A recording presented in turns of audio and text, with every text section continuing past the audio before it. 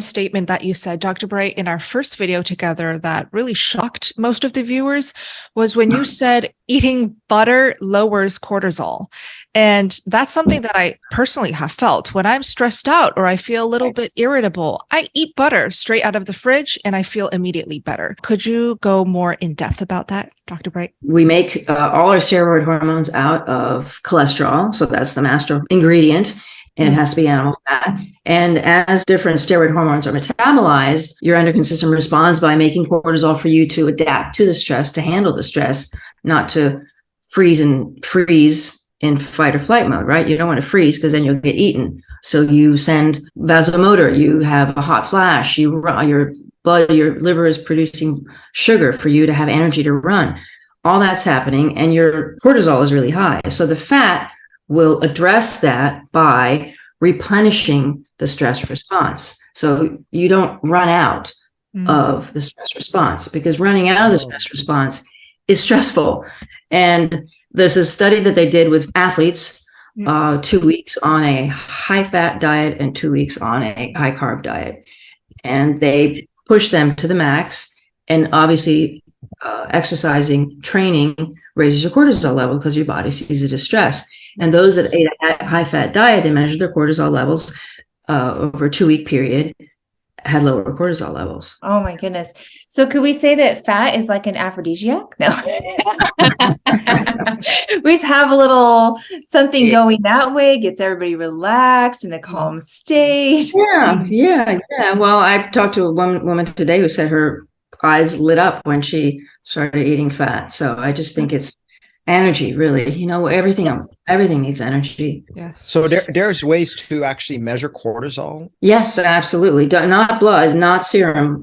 Salivary cortisol is the best way. Salivary. Okay, that's good. good. You might want to measure your circadian rhythm. So your cortisol, your adrenals produce, your adrenal cortex, which is the part of the adrenal, not the medulla, produces the cortisol. It starts producing about 2 a.m, very gentle, amount of cortisol. And it's supposed to peak in the morning. So it's a gentle rise. The people that wake at 2 and 3 and 4 in the morning are having cortisol spikes because it's not able to make this gentle upward curve until you reach this apex in the morning. And then that's when it's supposed to be higher. And then it gently goes down until nighttime when you go to sleep. And that's when melatonin is produced. So you can't have melatonin and cortisol at the same time. It's one or the other. So if cortisol levels are high at night, you won't sleep. You'll be wired but tired. Wired but tired. And the way to measure that is to do a salivary cortisol test. I always recommend a 4-point salivary cortisol test to see if you're able to follow the rhythm. Ooh. Ah, I love that. And so what this reserve, like this fat reserve that we're kind of replenishing, it just helps nice, smooth, even journey. Yeah, smooths it out. Yeah, that's a good way of putting it. As we are in this carnivore space, we're dealing with people that have a food addiction, sugar addiction, carb addiction.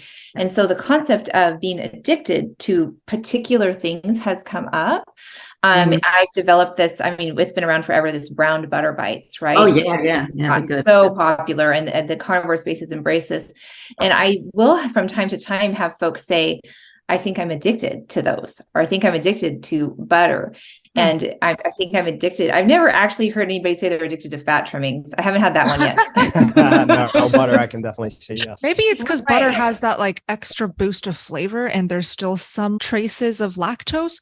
What do you think about that? Like, can butter be addicting? I mean, the lactose is the key right here.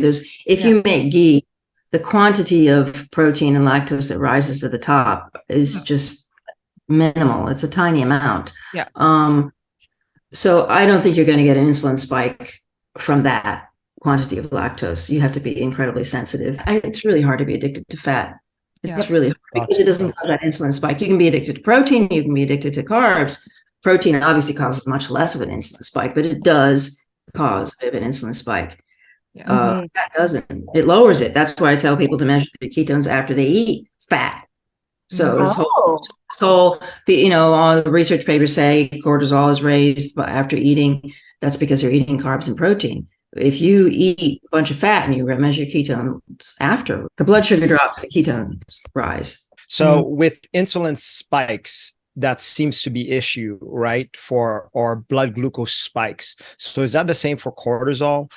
It's cortisol spikes that are dangerous. Exactly. A spike will cause the liver. Remember, it's a stress response, right? So a spike is danger. A slow, gentle rise is not danger.